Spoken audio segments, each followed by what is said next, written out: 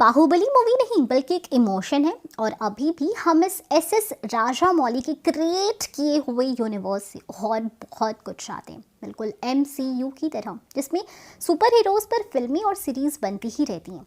और हमें बाहुबली का भी पार्ट 3 चाहिए, भले ही थोड़ी देर ही क्यों ना लगे। और पार्ट 3 बनेगा ही, ऐसी 5 पॉसिबिलिटीज़ भी हमारे साथ है, जिसमें सबसे पहली है, हम ये नहीं जानते कि महेंद्र बाहुबली के शासन में माहेशमती का क्या हुआ, क्योंकि पार्ट 2 की एंडिंग में माहेशमती राज्य बुरी हालत में था। दूसरी वजह ये कि हमने पार्ट 1 और पार्ट 2 दोनों में से किसी में भी भल्लाल देव की पत्नी को नहीं देखा था। अब उसका बेटा था तो उसकी पत्नी तो होगी, पर वो थी कौन, क्यों नहीं दिखी, इसका जवाब तो हम डिजर्व करते ही हैं। हमारी तीसरी वजह है कटप्पा। हम सब जानते हैं कि कटप्पा माहेशमती का गुलाम था और उसके पूर्वजों ने ये शपथ ली थी, पर क्यों? आखिर इतने बहादुर शक्तिशाली योद्धा गुलाम कैसे बने? क्या कटप्पा के पूर्वजों का कोई राज्य था जो माहेशमती के सामने हार गया था, या फिर कोई और वजह थी? इस बात का भी खुलासा होना बाकी है।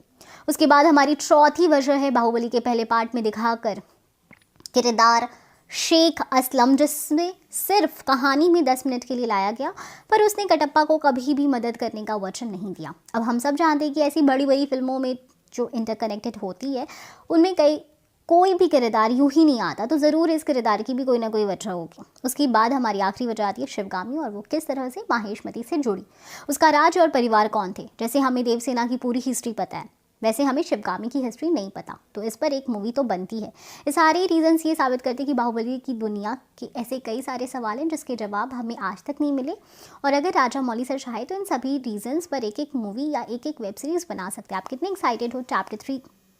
नॉट चैप्टर 3, वैसे ये चैप्टर 3 हो सकती है, लेकिन बाहुबली की चैप्टर 3 होगी। खैर बाबा, तो आप कितने एक्साइटेड हो इस मूवी को लेकर? हम फिर मिलेंगे नई वीडियो के साथ।